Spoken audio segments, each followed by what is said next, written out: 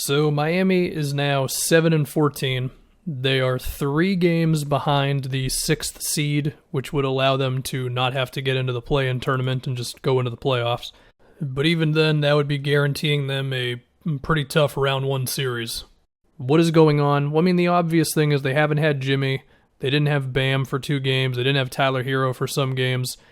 And if you look specifically in their last 7 or 8 games, which is really when they started going downhill, their defense is honestly not bad. It's middle of the league. And even in some of the blowouts, their defensive rating for those particular games are still all right. Their problem is they're the worst offensive team in the league in the last 8 games or whatever it is. And it's not really surprising as to why. I mean, they're still running the Bam, Duncan Robinson handoff plays. Hero when he's out there, but he's missed some games. Dragic, a similar thing. They'll run it with Kendrick Nunn. But it's just, for as nice as that stuff is, it can't be the best thing that you've got on offense. Now, we'll get to the games when Jimmy has been back, the last couple games, but that was the reason right there. I mean, the only other thing they would really have is the Bam, Dragic pick and roll, which is nice, but you can't run it every single possession. And besides that, it's been hoping that Bam can just bail them out of possessions by making tough shots or scoring on a post-up, pretty much. One noticeable stat with them compared to last year is that they're shooting a few less free throws a game, and I don't think that's a coincidence given the amount of games that Jimmy has missed. And to go along with that, their shooting has been cold, specifically Kendrick Nunn, Duncan Robinson, and Kelly Olynyk in the last 8 games. Although with Duncan, it was mainly 3 really bad games in a row, and the other ones he's been his normal self. There's been times when they've just needed bodies. I mean, Gabe Vincent's been playing. There was KZ Okpala. You've got Max Strus, who has actually been looking all right as a shooter, but it's been a really bad stretch of luck for Miami with injuries and the short off season and all that. So, yeah. Now, if we can talk about these last 3 games where they have had Jimmy, Hero, and Bam, although because their luck can't get too good, they did not have Dragic in the Sacramento game when Jimmy came back. But anyway, in the Kings game, they had Jimmy, and so down the stretch, he was able to just get a lot of action going towards the basket, whether it was an ISO or something in transition or a pick and roll with Bam, which is very basic, but that's what you need to be a good offense. I mean, Jimmy had 16 free throw attempts against the Kings, and suddenly they could go to that before they would go to the Bam handoff plays, top of the key, and all that type of stuff. Now against Charlotte, they finally had everybody healthy, and offensively they were great. They were awesome. Max Strus was a part of it. He went nuts from 3. But Malik Monk also had a career game against them. And sure, he had a couple of tough shots, but there were also a few possessions where it was a drive and kick, and the closeout was a little too slow on him.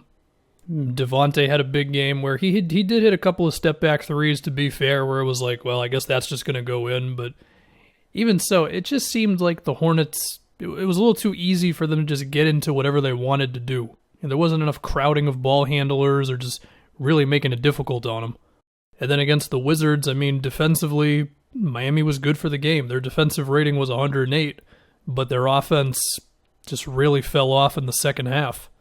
And watching the fourth quarter last night against the Wizards, I think where they really went wrong was in the last 3 minutes, because they just had too many possessions that were not getting Jimmy going downhill. Now, they had 2, but there were 2 shots by Dragic that were not good. One was a mid-range, one was a 3. There was a Tyler Hero pull-up 3, which it wasn't the worst. I mean, it was an open look. And then the layup late by Dragic, it was contested. You could argue that he was fouled, but still, it wasn't a play for Jimmy going to the rim, and it was like the opposite of the Kings game where Jimmy came back and suddenly it was like, oh, we can get easy looks late because Jimmy can just draw contact at the rim or finish or whatever.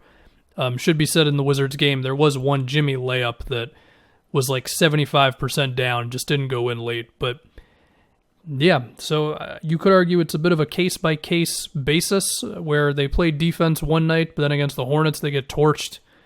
The point being is they're now 7-14, and what can they do to sort of climb out of this? Well, for one, they can just hope all their guys are going to be there. I mean, how many games have they had with Dragic, Bam, Jimmy, Hero, and Duncan Robinson? It can't be that many. So hopefully that can be a constant thing for them moving forward.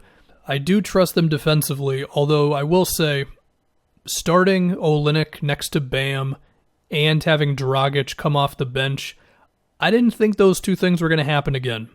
Because we saw last year, or after the break, when they started Dragic and when they had Bam as the lone big man, they became a way better team.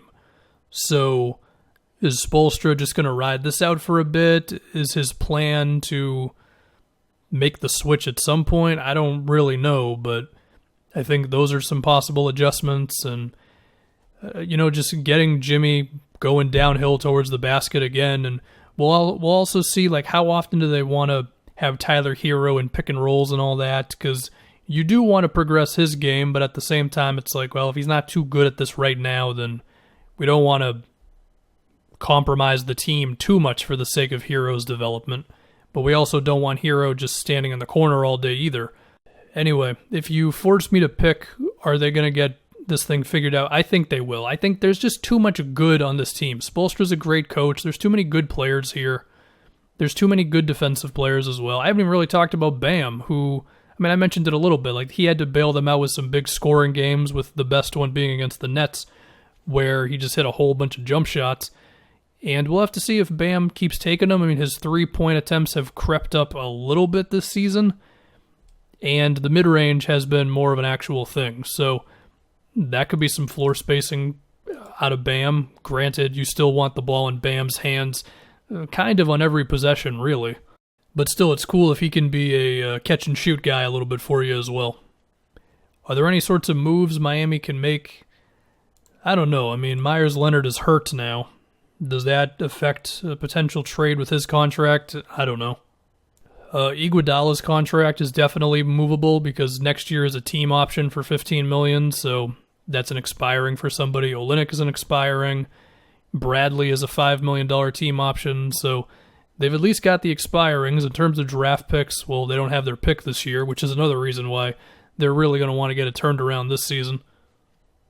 And they also don't have any second rounders to move either until 2027. So, again, they've got the contracts, and maybe they would even consider moving, I don't know, Kendrick Nunn in a move for something. So maybe like Kendrick Nunn and Iguodala's $15 million expiring if they wanted to get something. As far as what the something should be, to be honest, I don't really know. Maybe they could use another guy who's got some pop on offense, but perfect world, Kendrick Nunn could be that guy. So it might just be a matter of try to make it work with the roster they have. So overall, I do trust them to climb out of this a bit. It's just, with a 72-game season, 7 games under 500, they have, 51 games left to play? This is just basic math, but even if they're pretty good the rest of the way, they're still not going to be that great of a playoff seed unless they really just set the world on fire and go on a big winning streak or win 12 out of 13 games at some point in the year, that sort of thing.